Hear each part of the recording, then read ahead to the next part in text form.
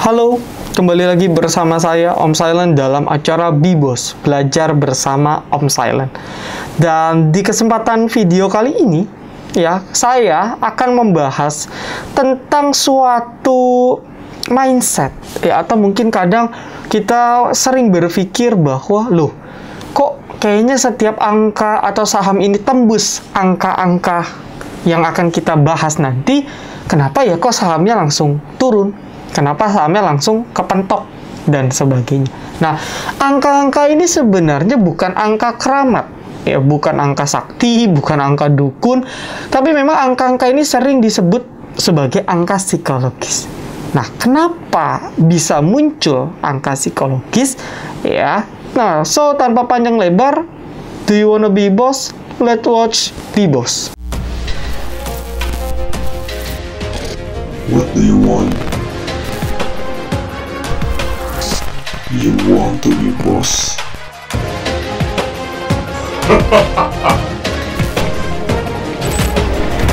Watch Be Boss. Oke, nah seperti biasa, sebelum kita membahas lebih jauh tentang angka-angka psikologis, seperti biasa kita akan cerita sedikit gitu ya. Apa sih yang dimaksud dengan angka psikologis? Nah, pengertiannya angka psikologis merupakan angka yang dapat menjadi support psikologis, ya, ataupun suatu area reses psikologis. Nah, kenapa? Karena hal ini tercipta adanya asumsi dasar. Ingat ya, mindset tadi. Jadi, persepsi para pelaku pasar yang menganggap angka-angka tersebut ini angka penting nih.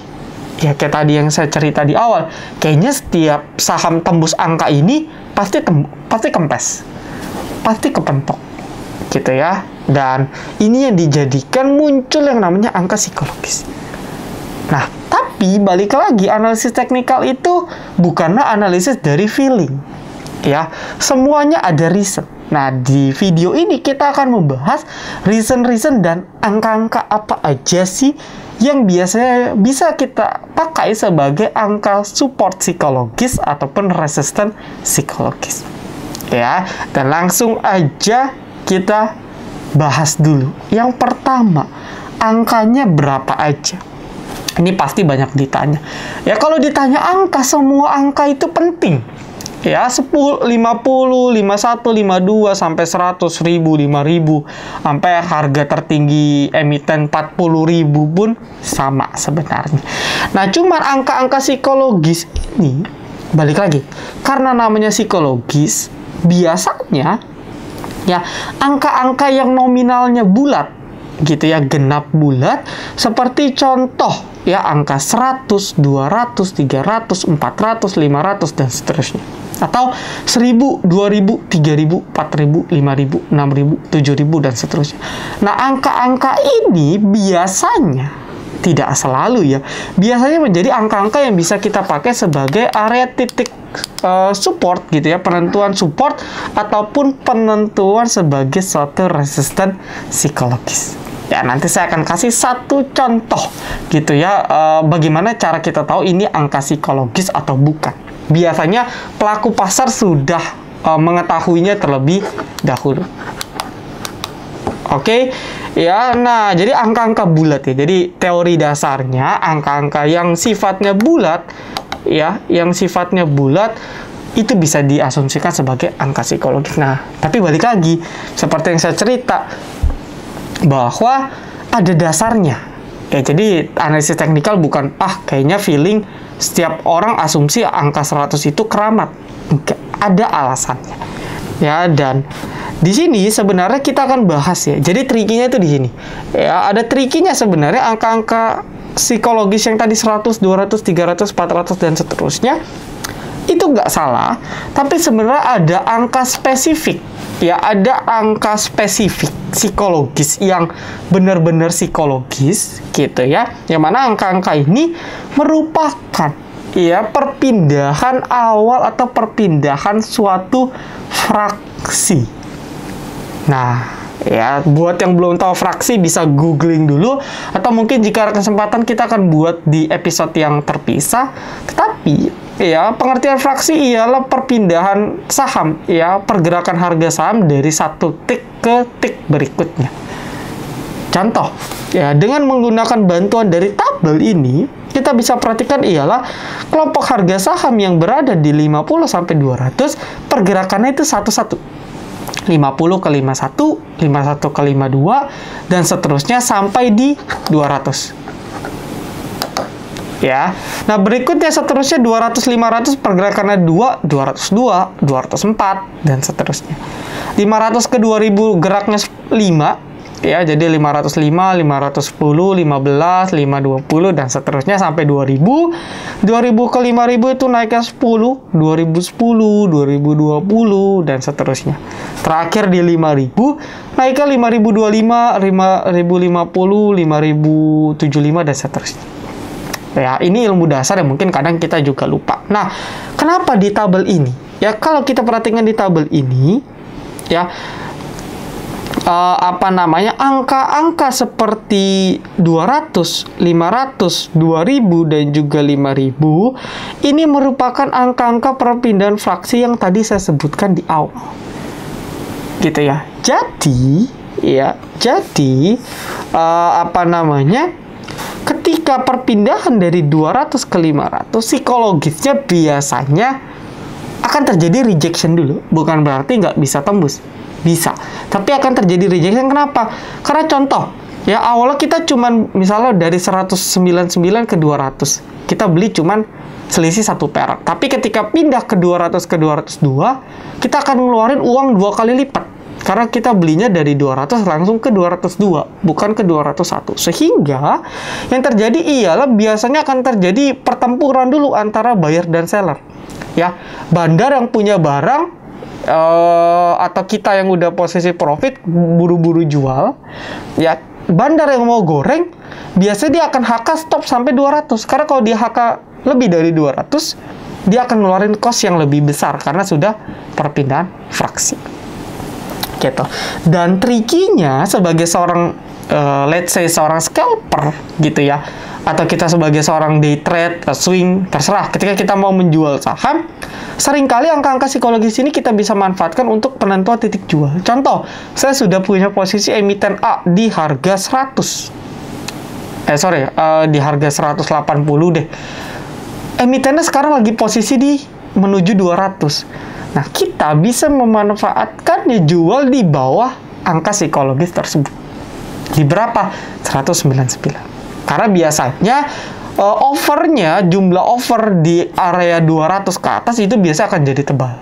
Karena perpindahan fraksi tadi. Nah, agar bisa kejual lebih cepat dan balik lagi, kalau dia ternyata rejection dan kempes, untuk memaksimalkan profit agar gagal kejual, kita bisa turunin 1 tik di bawahnya. 199, 198. Dan itu cara itu biasa sering kita lakukan, terutama bagi seorang scalper yang memperhatikan bid dan offer. Ya. Nah, di sini saya akan ambil contoh gitu ya, terkait resisten atau support psikologis yang muncul dari angka-angka.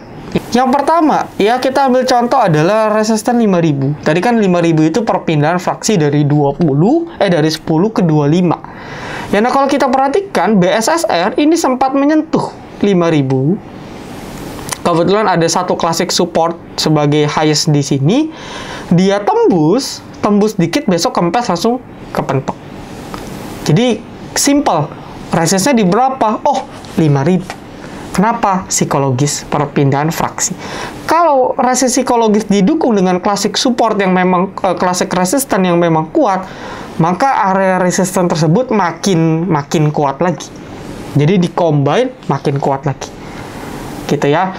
Lalu berikutnya ada contoh yang 2000, perpindahan dari 5 ke 10. Ya, dimana kalau kita perhatikan untuk Saratoga ialah ketika perhatikan di sini ya, dia tembus 2000. Ya, breakout dengan volume juga ya, breakout dengan volume. Habis itu langsung jalan dia sampai ke 3000. Nah, bahkan ketika dia mencoba retrace atau pullback, dia tidak mau closing di bawah 2000. Ya, ini yang dinamakan support resist become support, ya, RBS. gitu ya, karena setelah resist di breakout dia akan jadi support. Kebetulan ya di sini ada beberapa klasik resisten di sekitar 2000, dan kebetulan 2000 ini area psikologis, jadi dia akan jadi support yang strong banget, dan kita bisa buy on weakness sebenarnya kalau ada emiten yang posisi deket-deket support psikologis. Tinggal stop loss ya, kalau dia jebol support psikologis kita bisa stop loss. Ya habis itu dia rebound membal dari support sebagai continuation ya, lalu lanjut naik ya. Lalu ada contoh lagi ini dari fraksi 500 gitu ya, dimana kalau kita perhatikan area 500 ini akan menjadi area yang kuat banget support ya, dari mana kalau kita perhatikan untuk chart WSKT ini area 500 berpapasan juga dengan, kita ingat ya, kita bisa combine ya support 500, kita bisa combine dengan classic support di mana 500 ke 490 ini banyak area strong. Ini sempat false ya, false break atau bear trap ya, saya udah cerita bear trap di episode sebelumnya ya, bear trap dengan volume kecil karena panik sell market waktu itu. Habis itu rebound lagi, dan dengan kondisi market yang beragam pun tidak mau tembus 500 karena support kuat. Nah, kalau kita buat trading plan, ini gampang banget ya. Beli misalnya 510, 520, stop loss 500. Ya, karena psikologis. Jadi, classic support ditambah angka psikologis biasa akan menjadi suatu strong support ataupun suatu strong resistance. Ya, lalu perpindahan fraksi yang terakhir dari 1 ke 2 itu di 200, dimana kita ambil contoh ASRI chart weekly. Kita perhatikan ASRI ini mencoba berkali-kali tembus 200. Kebetulan 200 sampai 210 ini ada area ya, ada area klasik resisten dan pas psikologis. Dan kalau kita perhatikan sempat tembus, besok kempes.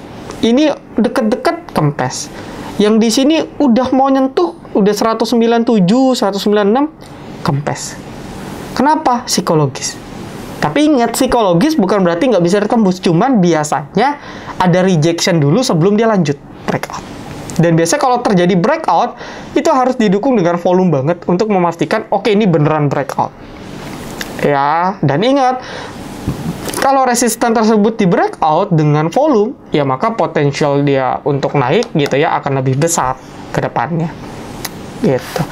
Nah, lalu kalau saya ambil contoh sedikit, cerita sedikit, tadi kan saya bilang kalau mau lihat bid offer untuk jual, kita kan bisa di bawah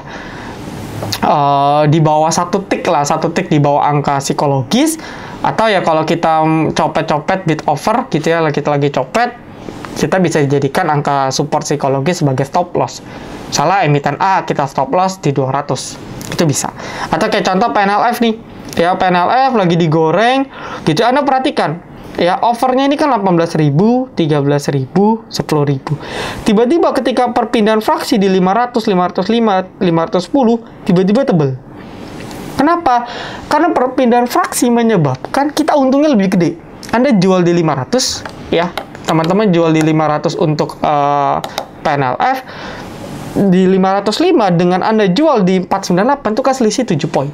Lebih besar, satu tick lebih besar ya, dan akhirnya orang banyak antri di area 3 angka tersebut. Dan ya itulah kenapa munculnya resist psikologis, karena psikologis masa akan mau menjual di sini, dan biasa akan terjadi rejection atau tembus langsung kencang seperti itu ya. Ini salah satu contoh kalau kita mau menentukan bid offer ya, apakah ini angka-angka psikologis atau enggak. Biasanya angka-angka yang sudah tadi saya sebutkan akan muncul bidnya bisa tebel banget, offernya bisa tebel banget, dan itu bisa kita pastikan itu adalah emiten yang posisinya berada di suatu level psikologis. Oke, so sebenarnya kurang lebih itu aja, dan tentu dengan beberapa trik-trik yang sebenarnya bisa kita manfaatkan sebagai seorang trader.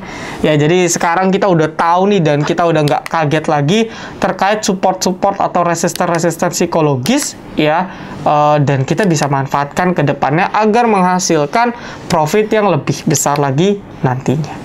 So, gimana? Apakah video ini bermanfaat? Teman-teman bisa komen di video komentar ya. So, saya rasa cukup. Pamit undur diri. Salam Trader Academy. Be silent, be patient, be cuan.